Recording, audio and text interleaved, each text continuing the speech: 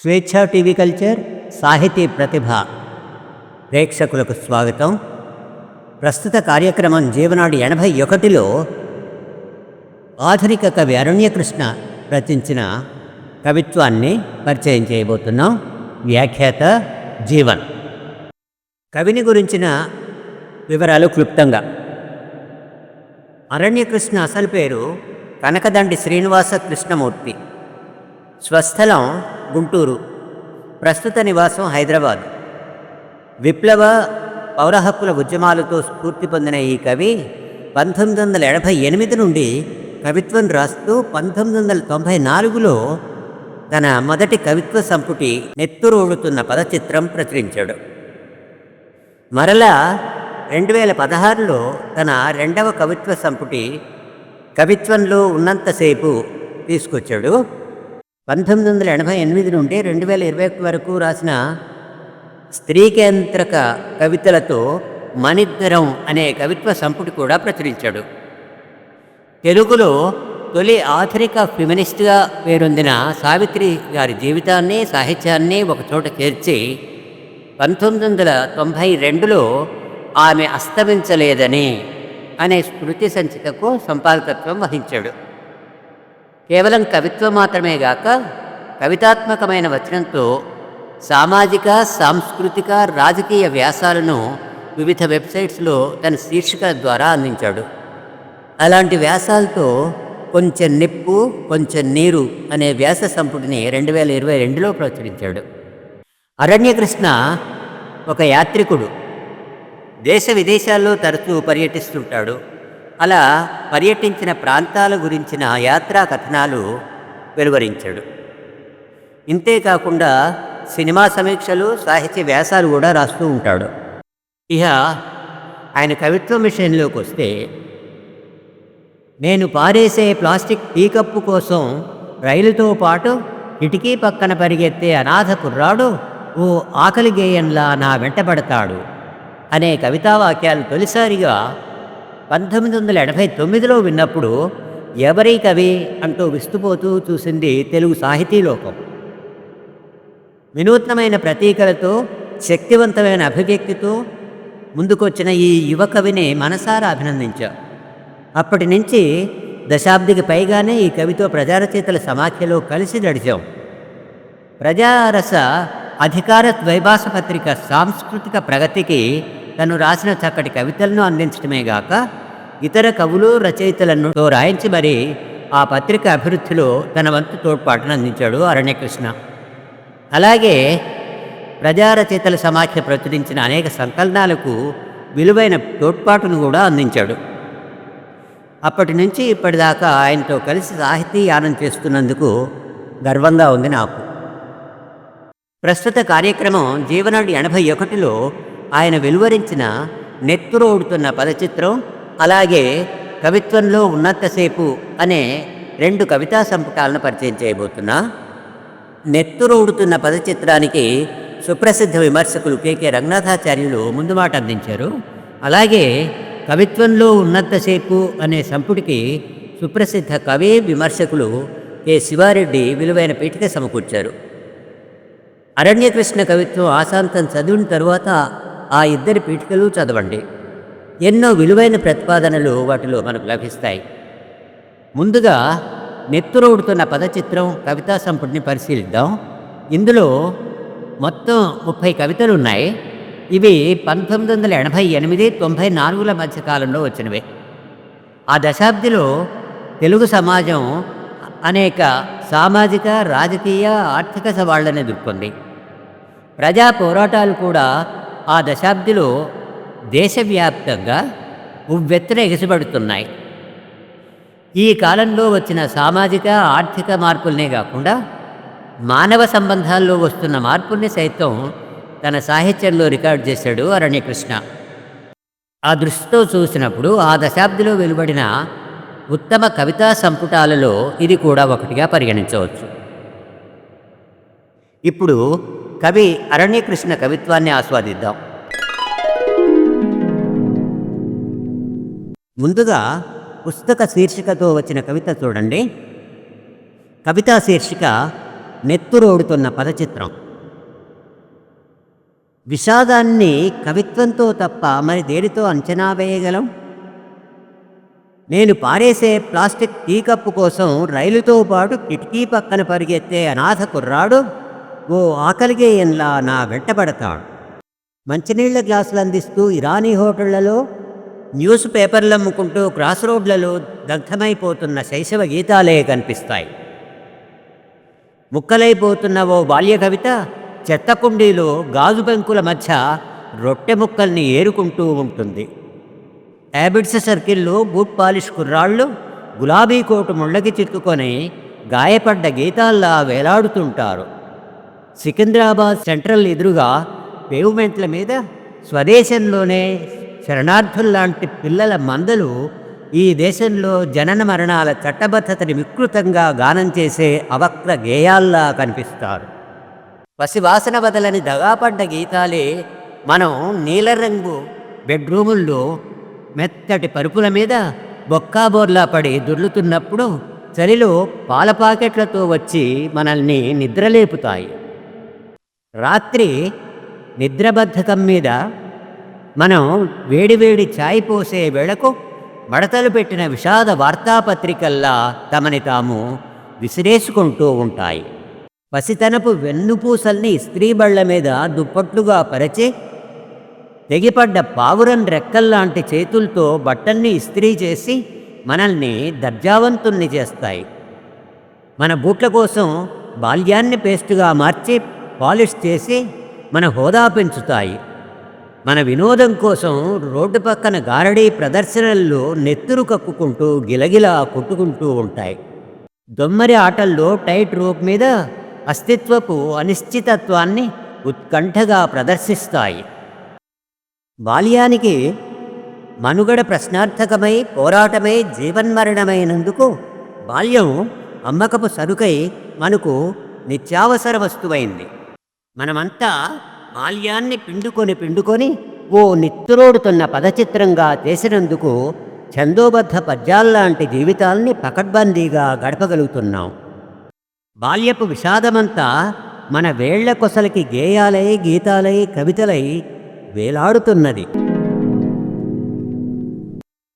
ఈ కవిత తొలిసారి 1989 ఫిబ్రవరిన జనరచన మార్చి ఏప్రిల్ సంచికలో ప్రచురితం. మరో అరుదైన కవిత వైరుధ్యాల కత్తెర మధ్య మనిద్దరం. ఈ కవితలో స్త్రీ పురుష సంబంధాలు వికృతంగా మారిన తీరు ఇందులో ప్రస్తావిస్తాడు కవి. శరీరాలు దగ్గరవుతున్న కొద్దీ ఆత్మలు దూరంగా విసిరివేయబడే అసహజ కృత్రిమ స్త్రీ పురుష సంబంధాన్ని విశ్లేషిస్తూ సాగిన కవిత ఇది. వినండి. వైరుధ్యాల కత్తెర మధ్య మనిద్దరం. అందులోని కొన్ని కవితా పాదాలు ఇలా సాగుతాయి. నిన్ను వాస్తవంగా నిరాకరించి రూపరహిత ఆకృతిగా నా అక్షరాల్లో తీర్చిదిద్ది నేను సున్నిత భావుకుణ్ణని మురిసిపోయాను. నేను నీ గురించి బూతుగా కలలుగన్నా భావుకంగా ఊహాలోకాల్లో విహరించిన రెండో ఒకటే నీ అస్తిత్వం నాకు నిజం కాదు. కానీ నీకు నువ్వు వాస్తవానివే కదా. నీ ఇంద్రియ సంచలనం నీకు నిజమే కదా. నీ కోరికలు నా ఊహల్ని ప్రశ్నించినప్పుడు, నీ నిబ్బరం నా ఆధిక్యాన్ని చిన్నాభిన్నం చేసినప్పుడు నువ్వు పాషాణానివనే నిందిస్తాను, రకరకాల సామెతలతో అవమానిస్తాను. మనిద్దరి మనోకక్షల మధ్య దూరం జీవితం కంటే పొడుగైంది. భిన్న హృదయగోళాలకు చెందిన మనిద్దరం సంసారం సాలెగూట్లో చిక్కుబడి అసహజంగా ఏకమవుతాం. మన శరీరాలు దగ్గరవుతున్న కొద్దీ మన ఆత్మలు దూరంగా విసిరేయబడతాయి. నా మునివేళ్ళు నీ శరీరాన్ని తాకినప్పుడు కండరాల రాతిపూల గరుకు స్పర్శ తప్ప సున్నితమైన ప్రేమ తడి అంటదు. అసలు నేను నీ కడుపులో పిండంగా కదిలాడినప్పుడు తప్ప మనిద్దరం సహజంగా ఏకమైంది ఎప్పుడని? సామ్రాజ్యవాద దేశాలు తృతీయ ప్రపంచ దేశాలకు మిగిల్చే విధ్వంసాన్ని అద్భుతంగా దృశ్యమానం చేసిన కవిత శిలువ మీది ఆర్తనాదమా. ఇది భోపాల్లో యూనియన్ కార్బైడ్ విధ్వంసాన్నే మనకు కళ్ళకు కడుతుంది. ఇప్పటికీ ఆ విధ్వంసం మిగిల్చిన ఆనవాళ్లు మనకు కనబడుతూనే ఉన్నాయి. డిసెంబర్ 3, 1984న భోపాల్లో అమెరికాకు చెందిన బహుళజాతి సంస్థ యూనియన్ కార్బైడ్ నుండి ప్రాణాంతక గ్యాస్ లీక్ అయి మొత్తం 16,000 మంది చనిపోగా 5,00,000 మంది పైగా తీవ్ర అనారోగ్య సమస్యలకు గురయ్యారు. ఇదంతా కేవలం ప్రమాదమట. ఈ ఘటన జరిగిన 5 ఏళ్ల తరువాత బాధితులకి ఏ రకమైన న్యాయం జరగలేదని రాసిన కవిత ఇది. కవితా శీర్షిక శిలువ మీది ఆర్తనాదమా. భోపాల్ అంకుల్ శామ్కి యాస్ప్రేగా మారిన కాంక్రీట్ వనమా, నీ మీద ఇంపీరియలిస్ట్ గద్దల అత్యాచారానికి 5 ఏళ్ళు, నీ శాపగ్రస్త జీవితానికి 5 ఏళ్ళు, నీ అష్టావక్ర బాల్యానికి 5 ఏళ్ళు. భోపాల్ అర్ధరాత్రి గ్రీష్మానికి వసంతాల్ని కోల్పోయిన పూలతోట. మృత్యుబేహారులు నీకు న్యాయస్థానాల్లో సమాధులు కట్టబోతున్నారు. నీ గొంతు పిసికిన చేతులే నీ మీద పుష్పగుచ్చాలు పెడుతున్నాయి. గబ్బిలన్ రెక్కల న్యాయవాదులు సముద్రానికి ఈవల ఆవల నిన్ను కాల్చేసి చితాభస్మాన్ని హుక్కాల్లో కూరబోతున్నారు. ఎర్ర జులపాల మిలాదులు, నల్లటి బట్టతలల యువరానర్లు నీకు నిర్లక్ష్యంగా శ్రద్ధాంజలి ఘటిస్తున్నారు. భోపాల్ సామ్రాజ్యవాద అమ్మూరు పోసిన నగరమా, లిబర్టీ మాతకి 3 తలకాయల సింహం నిన్ను మార్చిరీలో పెట్టి వేలం వేస్తున్నది. డిసెంబర్ 3 రాత్రి భోపాల్ అంటే అనాథలు, అభాగ్యులు, బాధాసర్పదస్తులు. ఆ రాత్రి మేడిపండు కార్బైడ్ పొట్ట పగిలింది. ఆ రాత్రి మల్టీనేషనల్ రాక్షసి వేళ్లు వెన్నుపూసల్ని మీటి మృత్యుస్వరాల్ని పలికించాయి. నిద్రలో పీడకలొచ్చి ఉలిక్కిపడ్డ బిడ్డల భోపాల్ కెవ్వుమన్నది. బిరడా తీసిన సీసాలోంచి వాయురూపంలో భూతంలా చిమ్నీగొట్టం నుండి దూకిన డాలర్ పిల్లి భోపాల్ కనుగుడ్లను పెరికి సైనైడ్ పువ్వుల్ని పొదిగింది. విషం చినుకుల మేకులై వర్షించిన ఆ రాత్రి అమ్మ కడుపులో ఉమ్మనీరు ద్రావకం అయింది. అక్వేరియంలో చేపల్లాంటి పిండాలు కుంపట్లో పడ్డ మల్లెలై మాడి బొగ్గైనవి. పూలగుత్తుల్లాంటి ఊపిరితిత్తులు యాసిడ్ జాడీలో మునిగిన ముద్దబంతులైనవి. వీధులన్నీ వార్తలతో కాలువలైనవి. దగ్గి దగ్గి నెత్తురు బుడగలేసిన నోళ్లతో శవాలు చిందరవందరగా పడ్డప్పుడు చౌరస్తాల్లో ట్రాఫిక్ జామ్ అయింది. తెల్లవారేసరికి భోపాల్ చెరచబడ్డ పసిపాపలా పడి ఉన్నది. అంతర్జాతీయ రాబందుల కోసం దళారి నక్కలు అమర్చిన విందు భోజనపు బల్లాయింది. డిసెంబర్ 3 రాత్రి భోపాల్ అంటే దుర్ఘటన కాదు, దురదృష్టమూ కాదు. నెత్తిమీద వేలాడే కత్తి నెత్తిమీద పడటం ప్రమాదం కాదు. పక్కలో పడుకున్న పెద్ద పులి పంజా విసరటం యాదృచ్ఛికం కాదు. కాలుష్యం జీవితానికి చావునీడై పరిసరాల మీద మోహరించటం అనివార్యం కాదు. అదంతా కుట్ర. గాలిలో ఆక్సిజన్ డాలర్లకు, రూబుళ్లకు, ఫ్రాంకులకు తాకట్టు పెట్టే స్వజాతి నేరస్తులతో బహుళజాతి షరాబులు చేసిన కుట్ర. వాళ్లకు నష్టపరిహారాల చెల్లింపు పెట్టుబడిలో భాగమైనప్పుడు మారణకాండలు మిగిల్చేవి గణాంక వివరాలే. భోపాల్, నా నేలతల్లి రోగిష్టి బిడ్డ, నీ గుండెల మీద డైనోసరస్సులు చిందులేసింది వీళ్ళే. నీ గాయాలకు బ్యాండేజీలు కట్టిన చేతులకు సంకెళ్ళు వేసింది వీళ్ళే. నీకోసం కదిలిన కాళ్ల మీద లాఠీచార్జీలు చేసింది వీళ్ళే. తెర వెనకాల న్యాయ నిర్ణేతలైన హంతకులు కూడా వీళ్ళే. వీళ్ళిప్పుడు విశాఖ సముద్రం ఒడ్డున గుడారాలు వేస్తున్నారు. పఠాన్ చెరువు కార్మికవాడల మీద చిమ్నీలు ముట్టిస్తున్నారు.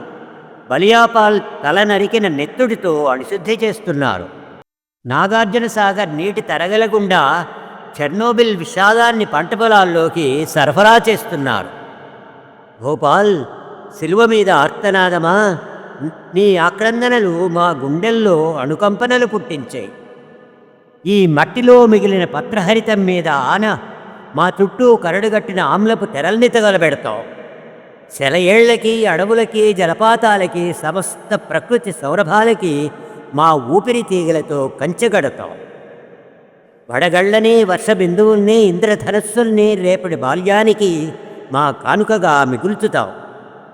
సహజ మరణం కోసం వీర మరణాల్ని ఆహ్వానించాల్సినది ఈ తరుణంలో జీవితాన్ని మృత్యువై శాసిస్తున్న అనాగరిక విజ్ఞానాన్ని నిరాకరిస్తున్నాం. గత దశాబ్ది కాలంలో వచ్చిన ఉత్తమ కవితా ఖండికల్లో ఒకటిగా ప్రొఫెసర్ కె రంగనాథాచార్యులచే మెప్పు పొందిన కవిత మెహబూబ్ కి మెహందీ. ఇది ముంబై రెడ్ లైట్ ఏరియాలోని వేశ్యల జీవిత చిత్రణ. కడుపు దహించుకుపోయే కడుపు కత్తె రాక్షస రతిలో అర్ధనిమీలిత నేత్రాల బాధల పాటల పల్లవి అనే శ్రీశ్రీ కవితావాక్యాలని ఈ కవిత గుర్తు చేస్తుంది. వినండి. మెహబూబ్ కి మెహందీ. కవితా శీర్షిక మెహబూబ్ కి మెహందీ. ఎందరికో శరీరాన్ని అతికించి కండరాలతో కండరాల్ని ముడేసి తెగేంతవరకు మీటబడ్డ ఫిడేల్ తీగల్లా నరాల్ని తెంపుకొని ఆమె అరిగిపోయిన అవయవాల సమూహానికి బట్టలు తొడిగినట్టుంటుంది. వంతెన పక్కన వీధి దీపం క్రీనీడలో అనుభూతుల పక్షులు ఎగిరిపోయిన ఆమె దేహం ఎండిపోయిన చెట్టులా కదలాడుతుంటుంది. ఒక దరహాసం ఆసక్తి కనబడని గోడకి వేలాడుతున్న బూజుపట్టిన పాత ఫోటో ఫ్రేమ్ లాంటి ముఖానికి పౌడర్ అద్ది లిప్స్టిక్ పూసి ఆర్తిలేని స్పర్శ కోసం ఆహ్వానిస్తుంది. అద్దె సైకిల్ని నడిపినట్లు ఆమెను రెస్టారెంటుకో సినిమా హాలుకో తిప్పొచ్చు. మడత మంచాల లాడ్జింగుల్లోనూ బ్రహ్మచారి గదుల్లోనూ చలివేంద్రంలో మంచినీళ్లు తాగినంత ఆత్రంగా శరీర దాహాన్ని ఆమెతో తీర్చుకోవచ్చు. అంతా బహిరంగమైన జీవితంలో ఆమె ఒంటరి. పంజరానికి అలవాటు పడ్డ చిలకల తిరిగి పంజరానికే చేరుకుంటుంది. ఆ పంజరాల వీధిలో ఏ క్రీస్తు నడవడు లాఠీల నుండి మర్యాదస్తులు విసిరే రాళ్ల నుండి ఆమెను రక్షించటానికి. ఆ వీధిలో బాల్యానికి అమ్మా నాన్న ఆటలు తెలియవు. ఆ పంజరాల్లో ఉయ్యాలకి మంచానికి వయసులో వ్యత్యాసం తక్కువ. ఏ జుగుప్సకి పులకింతకి గురుకాని ఆమె శరీరం ఆమెది కాదు. ఎవడైనా బ్రహ్మజముడు పొదలా మీద పడి ఆమెని గోరింటాకులా రాసుకొని కోర్కె పండిన తరువాత ఎండు గోరింటాకులా దులుపుకుంటాడు. ఆమె ఆకలిని అవసరాన్ని అలంకరణలతో కలగలిపి శరీరాన్ని మళ్ళీ తడి గోరింటాకు చేస్తుంది. బ్లాటింగ్ కాగితంలా మురికి రోగాల్ని పీల్చి పీల్చి శాండ్ పేపర్లా గరుకుగా ఎండిపోయి పిడకలు రాలిన గోడల మీది మరకల్లాంటి మచ్చలతో శరీరం శిథిలమైనప్పుడు ఆమె పంజరం నుండి కూడా గెంటబడుతుంది. ముజ్రా ఖవాలీ కళాత్మక గాన నేపథ్యంలో గోరింటాకు పండిన అరిచేయిలాంటి నెత్తుటి నోటితో ఆమె ఆ వీధిలోనే కృషించిపోతుంది. ఆ వీధి ఇంకా ఇంకా విస్తరిస్తూనే ఉంటుంది. ఈ కవిత తొలిసారిగా ఆంధ్రజ్యోతి వారపత్రిక 11 మే 1990న ప్రచురితం. ప్రజల మధ్య మత విద్వేషాలు రగిల్చి కొందరు స్వార్థపరులు సామాజిక జీవితాన్ని ఎంతగా కలుషితం చేస్తారో తెలియజేసే కవిత 2 కళ్ళ మధ్య నెత్తుటి నామం. ఇందులోనే కొన్ని కవితా పాదాలు మాత్రం వేస్తున్నాం. ఎవరది మా మసీదుల పావురాయి గూళ్ళల్లోకి పాముల్ని తోలుతున్నది? మా మహంకాళి బోనాల్లోకి తేళ్లని దారంగట్టి వదులుతున్నది? ఎవరు బాబు ఎవరది మా ఏక్ మే దో ఛాయ్లోకి ఎండ్రిని జమానాల నుండి మంచి చెడుల్ని కలబోసుకున్న మా అరుగుల మీద పల్లేర్లని చెడలతో చెరుగుతున్నది? చెప్పండి నాయనా, ఎవరెందుకు మా ఇరుకిరుకు గల్లీల్లోకి 400 దోస్తానా గోడల్ని కూల్చేస్తున్నది? హింస మాది కాదు, కానీ గాయాలు మావే. కలహాలు మావి కావు, కానీ కల్లోలమైపోయింది మేమే. ఇంత హింసాత్మక వాస్తవికతలోనే చిన్న ప్రశ్న వేసుకుంటున్నాం. ఇవాళ మా వీధుల్లో నెత్తురు చీము ప్రవహిస్తున్నాయి. నెత్తురు ప్రజలది, మరి చీము ఎవరిది?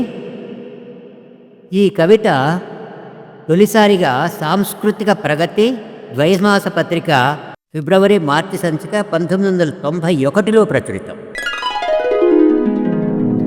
కొంతమంది అమర సాహితీవేత్తలను, వీర కిశోరాలను స్మరించుకుంటూ అరణ్యకృష్ణ కవిత్వంతో కరచాలనం చేస్తాడు.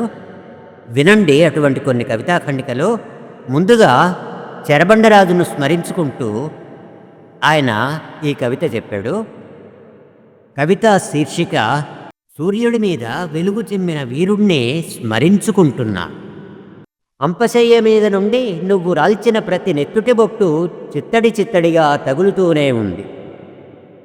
పరిశోధన కోసం పంపిన నీ కాళ్ల కింది మట్టి రేణువులన్నీ పోలీస్ లెబొరేటరీల నుండి నీ దేహ విద్యుత్ ప్రకంపనల్ని నిత్యం ప్రసారం చేస్తూనే ఉన్నాయి.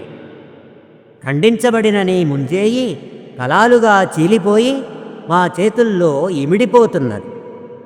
నువ్వు వదిలిన కత్తి మా పిడికిళ్లలో భద్రంగానే ఉన్నది. నువ్వెక్కి వాంగ్మూలమిచ్చిన బోనులోనే నిలబడి మేము అరుస్తున్నాం.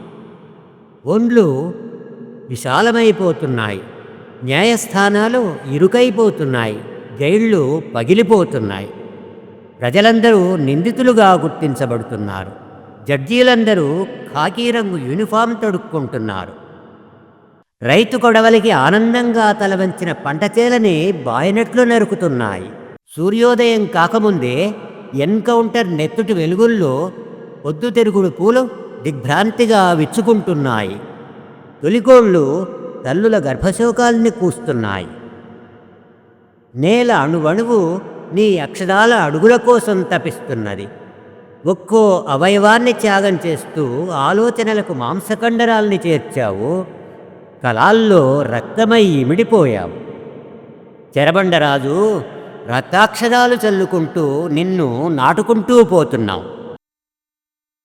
ఈ కవిత రచన జూలై 1992. అలిశెట్టి ప్రభాకర్ను ఆవాహన చేసుకుంటూ మరో స్మృతిగీతం రాస్తాడు అరణ్యకృష్ణ. ఆ స్మృతిగీతం ఇలా సాగుతుంది. కవితా శీర్షిక ప్రభాకరుడా. ఒక అతిథిలా లోకంలోకి వచ్చావు, తోడుగా పాటల్ని వెంట తెచ్చుకున్నావు. ఇక్కడ ఒక్కొక్కరు ఒక్కో శ్మశానం. లోపల కుళ్ళిన ఆలోచనల శవాలు తిరుగుతుంటాయి. నాలుక చెతి మీద మాటల కపాలాలు పేలిపోతుంటాయి. బతుకు పాడె మీద రూపాయిల పూలు రాలుతుంటాయి. అయినా ప్రభాకరుడా, నువ్వు పాటలు పాడావు. ఇంకా మాటలు రాని శిశువులకి శవాల భాష సోకకుండా మహోజ్వల కవితాగానం చేశావు. ఒక అతిథిలా లోకంలోకి వచ్చావు, తోడుగా రంగుల్ని వెంట తెచ్చుకున్నావు. ఇక్కడ ఒక్కొక్కరు ఒక్కో చీకటి ఖగోళం. అంచులు అరిగిపోయిన వేళ్లతో లోపరి అంధకారంలో ఏదో తడుముకుంటారు. రక్తస్పర్శ ఆనవాలు పట్టలేని రాతి శరీరాలతో గుడ్డి మైథునాల కోసం వెంపర్లాడుతుంటారు. అన్నీ ఉప్పులేసిన కళ్ళు ఏ ఒక్కరి కనుపాప మీద మరొకరి హృదయం ప్రతిబింబించదు. అయినా ప్రభాకరుడా, ఇంకా తెరుచుకోని చిన్నారుల కళ్ళ కోసం నువ్వు సప్త వర్ణాలు సృజించావు. ఒక అతిథిలా లోకంలోకి వచ్చావు, తోడుగా కలల్ని వెంట తెచ్చుకున్నావు. ఇక్కడ ఒక్కొక్కరో ఒక్కో మహాశూన్యం. కదలికలేని ఉనికి మీద తేదీల నాచు పెరుగుతుంది. సృజనాత్మక దృశ్యం కరువైన హృదయం మీద జీవితమే వీడకలై ప్రతిఫలిస్తుంది. చివరికి ఏదో పద్ధతిలో చచ్చిపోవటమే పరమార్థమైన మనుగడ మీద ఏ విత్తనము విస్ఫోటించదు. అయినా ప్రభాకరుడా, స్వప్న రాహిత్యంలోకి ఇంకా ప్రవేశించని పసివాళ్ల కోసం నువ్వు అందమైన కలల్ని నిర్మించావు. ఒక అతిథిలా లోకంలోకి వచ్చావు, వెళ్ళిపోతూ పాటల్ని, రంగుల్ని, కలల్ని వెదజల్లిపోయావు. ఈ కవిత రచనాకాలం 20 జనవరి 1993. తొలిసారిగా విద్యార్థి తిరుగుబాటు మే 1993లో ప్రచురితం. దేశమాత విముక్తి కోసం చిరునవ్వుతో ఉరికొయ్యను ముద్దాడిన భగత్ సింగ్ను స్మరిస్తూ మరో స్మృతి గీతం అందించాడు అరణ్యకృష్ణ. ఆ స్మృతి గీతం భగత్ సింగ్ని ఆహ్వానిస్తూ, పీడకలలతో ఉలిక్కిపడే వాళ్ల కోసం ఒక సుదూర స్వప్నం నుండి పరిమళాలు తెచ్చి మాయమైపోయిన స్వాప్నికుడా వెంటనే వచ్చేయి. చెట్ల చాటున కాలువ గట్ల పక్కన అభాగ్యురాళ్లైన తల్లులు శిశువుల్ని పొత్తిళ్లలో వదిలేస్తున్నారు. మాతృవక్షాన్ని మృదువుగా తన్నే లేలేత పాదాల్లో తుమ్మముళ్ళు దిగబడుతున్నాయి. అనాథ శిశువులు అమ్మ పాలిండ్ల లాంటి నీ చిటికెన వేలు కోసం చూస్తున్నారు. నువ్వు రావాలి. వాళ్ళ బోసి నోళ్లల్లోకి అమృతాన్ని పోయాలి. వాళ్ళ చిరునవ్వుల్ని పడగల నీడల నుండి రక్షించాలి. పసివాళ్లకి రాళ్ళు విసరడం నేర్పించే వ్యవస్థ అద్దాలు పగలగొట్టించాలి. రాళ్ళు సిద్ధంగా ఉన్నాయి, వెంటనే వచ్చాయి. ఫ్యాక్టరీ గేటు ఊచలకి కార్మికుడి నెత్తురు పూస్తున్నారు. చిమ్నీ గొట్టాల నుండి కార్మికుడి ఊపిరి వదులుతున్నారు. బాయిలర్లలో చెమటని ఉడికిస్తున్నారు. ఖాళీ కంచాల్లో కార్మికుడి కుటుంబం సొమ్మసిల్లిపోతుంది. నువ్వు రావాలి. మరల్ని బిగించి కుండ్లైపోయిన చేతులకి నవనీతం రాయాలి. చల్లబడ్డ శరీరాల్లో నిప్పు రాజుకోవాలి. సమ్మెకట్టి వీధిరపడ్డ వాళ్ల ఊరేగింపుల్లో నువ్వు అగ్రభాగాన జెండా పట్టుకు నడవాలి. నినాదాలు జెండాలు సిద్ధంగా ఉన్నాయి, వెంటనే వచ్చే. పొలాల్లో ఆకలి పండుతున్నది. వరికంకుల మీద వలస వచ్చిన డేగలు వాలుతున్నాయి. వడ్లగించవలిచి చూస్తే పురుగులు రాలుతున్నాయి. మార్కెట్లో రైతు జీవితం ఘాట్పడిపోతున్నది. నువ్వు రావాలి. తొలకరి మబ్బు చూసిన ఆనందం రైతు ముఖం మీదికి రావాలి. గిర్రున వడిసెల తిప్పి విసిరే ఊపు రావాలి. ఎలుకల్ని గోతులోకి తోలి నిప్పు పెట్టే ఉత్సాహం రావాలి. పొలంగట్టు మీద ఎర్రజెండా పాతే ధైర్యం రావాలి. పనిముట్లు పదులు తేలి ఉన్నాయి, వెంటనే వచ్చేయి. సామాన్యుల కీళ్లల్లో లాఠీలు తయారవుతున్నాయి. సామాన్యుల చర్మంతో తూటాలు ఉత్పత్తి అవుతున్నాయి. విస్తళ్లలో బూటు మరకలు పడుతున్నాయి. చూపుడు వేళ్లు తెగి బ్యాలెట్ బాక్సుల్లో రాలుతున్నాయి. పార్లమెంటు మురుగులో దేశం కొట్టుకుపోతున్నది. నువ్వు రావాలి. లాఠీలకు పోటీగా వెన్నెముకల్ని నుంచోబెట్టాలి. తూటాల్ని పిడికిళ్లతో గురిచూడాలి. ఎర్రపడ్డ కళ్ళు పిడికిళ్ళు సిద్ధంగా ఉన్నాయి, వెంటనే వచ్చే. రోడ్ల మీద నడుస్తుంటే త్రిశూలాలు పొట్టలు చీల్చేసిన శవాలు, పేవ్మెంట్ల మీద సొమ్మసిల్లిన అభాగ్యుల మెడకాయల మీద రథచక్రాల గుర్తులు కనబడతాయి. అందరూ నిర్బంధించబడతారు, ఒక్క నరహంతలు తప్ప. వీధులన్నీ నిర్మానుష్యమైపోతాయి, ఒక్క రథాలు శవాలు తప్ప. నువ్వు రావాలి. జన్మభూములన్నింటినీ చదును చేసి విత్తనాలు చల్లాలి. రథాల్ని విరిచేసి నాగళ్ళు చేయాలి.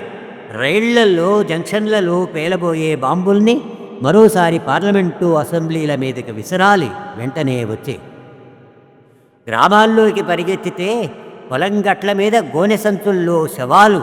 దళితుడి ఆర్తనాదంలా మాలపల్లి చర్చి నెత్తిమీద గంటమోత. మేరీమాత చల్లని ఒడిలో ఓ ఏసోబు శవం. రచ్చబండలన్నీ శంభూకుల రక్తంతో తడిసిపోతున్నాయి. రామబాణాలన్నీ పోలీసు తుపాకులవుతున్నాయి. దళితుడి చర్మంతో బుల్లెట్ ప్రూఫ్ జాకెట్లు తయారవుతున్నాయి. నువ్వు రావాలి. కులాల చర్మం వలిచి చుండూరు చెప్పులు తొడుక్కోవాలి. ఈ నేల విముక్తితో ప్రతీకారం పరిపూర్తి కావాలి, వెంటనే వచ్చే. పీడకలలతో ఉలిక్కిపడే వాళ్ల కోసం ఒక సుదూర స్వప్నం నుండి పరిమళాలు తెచ్చి మాయమైపోయిన స్వాప్నికుడా, వెంటనే వచ్చేయి. ఈ కవిత రచన జనవరి 1994. తొలిసారి సాంస్కృతిక ప్రగతి ఫిబ్రవరి మార్చి సంచిక 1994లో ప్రచురితం. ఆఫ్రికా ఖండంలో అపారంగా విలువైన ఖనిజ సంపదలుంటాయి. కానీ సామ్రాజ్యవాదుల దోపిడీతో అది ఆకలి ఖండంగా మారిపోయింది. దీనిని దృశ్యమానం చేస్తూ రాసిందే సోమాలియా అనే కవితా ఖండిక. వినండి. కవితా శీర్షిక సోమాలియా. ఆకలి పుండు కొరుక్కు తిన్న విశ్వ మానవదేహం శిరస్సు మీద అయాచిత రాబందు కిరీటం. గుక్కపట్టిన పసిపాపల నోట్లో చొంగకూడా ఎండిన క్షామం. వట్టిపోయిన స్తనాల్ని మోస్తూ అలమటించే తల్లులు దాహం తీర్చలేని అవిశ్రాంత దుఃఖ ప్రవాహం. భూమి ఇప్పుడు ఒక గోళం కాదు, ఉర్రే ఆకారాన్ని సంతరించుకుంది. దాని కళ్ళ కంతంలోంచి కళేబరాలు రాలుతున్నాయి. ఒక నేల మొత్తం బూజుపట్టిన అన్నం కుండలా మారిపోయింది. దాని తెల్లటి విషం పొడల మీద మనుషులు చీమల్లా పాకుతున్నారు. పసిపిల్లలు పుస్తకాల సంచిలో తూటాలు నింపుకెళ్ళి గుప్పెడు గోధుమ గింజల్ని జేబుల్లో పోసుకొస్తున్నారు. భూసారాన్ని పీల్చుకున్న ఈగిల్ లేబుళ్ల యూకలిప్టస్ చెట్లు సమాధుల మీద సిలువలుగా పనికొస్తున్నాయి. గడ్డి కుక్కిన దూడ మృతదేహాన్ని చూపిస్తూ ఆవుని లాక్కెళ్ళినట్లు వరి కంకుల్ని పట్టుకున్న గ్లౌస్ చేతులు శాంతి చిహ్నాల్ని చూపిస్తూ ఒక దేశాన్ని లాక్కెళ్తున్నాయి. జీవితం మొత్తం ఒక ఆకలి పీడిత కళ అయినందుకు స్తంభించిపోయిన కనుపాపల మీద పగటి కలలు ఇంకా సంచరిస్తూనే ఉంటాయి. ఒక దేశం కలగంటున్నది తన మేని మీద పంటచేలు విరగబడి నవ్వినట్లు. ఒక రైతు కలగంటున్నాడు తాను పంట నూర్పించి ధాన్యం బళ్ళకెత్తిస్తున్నట్టు. ఒక గృహిణి కలగంటున్నది బిడ్డ జేబు నిండా తినుబండారాలు కూరి బడికి పంపినట్లు. ఒక పసివాడు కలగంటున్నాడు బడి ఎగ్గొట్టి తోటలో దొంగతనంగా కాయలు కోసుకు తిన్నట్టు. ఇక్కడ నేను అన్నం ముద్ద నోట్లో పెట్టుకుంటే పంటి కింద ఎముకల సోమాలియా జ్ఞాపకం. ఈ కవిత రచనాకాలం ఫిబ్రవరి 1993. తొలిసారి సాంస్కృతిక ప్రగతి జూలై 1993లో ప్రచురితం. ఇహ అరణ్యకృష్ణ రచించిన మరో కవితా సంపుటి కవిత్వంలో ఉన్నంతసేపు లోకి వెడదాం. ఇందులో కొన్ని గీతాలని మనం ఇప్పుడు పరిచయం చేసుకుందాం. ముందుగా అల్లూరి సీతారామరాజుపై అరణ్యకృష్ణ రాసిన స్మృతి గీతం అతడు నా స్వప్నం. కవితా శీర్షిక అతడు నా స్వప్నం. సముద్రాలు దాటొచ్చిన వ్యాపారం దేశాల్ని బానిస దేహాలు చేసి తన నౌకలకు తాళ్లతో కట్టి లాక్కెళ్లాలని చూస్తుంది. అప్పుడు చరిత్ర ప్రతి దేశంలో నీలాంటి గెరిల్లాల్ని ప్రసవిస్తుంది. అక్కడ నిన్ను చేగువైరా అంటారు, ఇక్కడ మేము అల్లూరి సీతారామరాజు అంటాం. వాడు ఈ దేశం మొత్తాన్ని పుక్కాగొట్టంలో పొగాకులా కూరుకుంటున్నప్పుడు నువ్వు బందూకు వైపేలేవు. మనిషంటే నెత్తురు మండే స్వేచ్ఛ అని, గాయపడ్డ స్వాతంత్ర్యమని, గుండె బద్దలయ్యే ధిక్కారమని శత్రుభయంకరంగా బాణాలెక్కుపెట్టావు. జాతి రక్తంలోకి దళారుల కల్తీ చొరబడుతున్నప్పుడు నువ్వు మర ఫిరంగివై భయపెట్టావు. దేశపటం మీద విశృంఖలంగా బుసలుగొడుతున్న తెల్లపాముల్ని తోకపట్టుకొని సముద్రాల కవతల విసిరి వేయాలన్న నీ యుద్ధ భాష గూడాల గడపల మీద పసుపచ్చని పూతై మెరిసింది. అడవి జింకలు అమ్ముల పొదులు తొడుక్కున్నాయి. వీరులకు వెన్నుపోట్లు కొత్తేం కాదు. పాలకులకు దళారులు, పీడకులకు గులాములు లేని జాతులు భూగోళం మీద లేనేలేవు.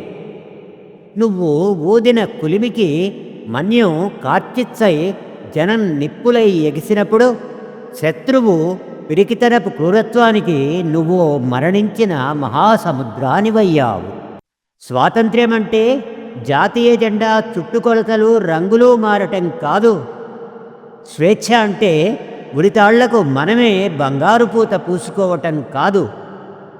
ఒక భయంకర మోసాన్ని, నమ్మక ద్రోహాన్ని అక్షరాల్లో దట్టించి దాన్ని రాజ్యాంగమని బొంకటం కాదు. అడవి కడుపు మీద కంత చేసి వనరుల్ని తోలుకెళ్ళటం కాదు. సీతారామరాజా, ఇవాళ నువ్వంటే ఓ విగ్రహమనుకుంటున్నారు. హంతకులే నీకు దండలేస్తున్నారు. నిన్ను తపాలా బిళ్లకు కుదించి చప్పట్లు కొట్టుకుంటున్నారు. నీ బొమ్మని వెండితెర మీద సొమ్ము చేసుకుంటున్నారు. ఏ పాలబుగ్గల పసివాడు ఎన్కౌంటర్ అయ్యాడని విన్నప్పుడల్లా వీళ్ళందరూ నిన్ను మళ్ళీ మళ్ళీ చంపేసినట్లే అనిపిస్తుంది. అడవులే కాదు, మైదానాలు కూడా నీకోసం ఎదురుచూస్తున్నాయి. ఈ కవిత రచనాకాలం 6 జూలై 2015.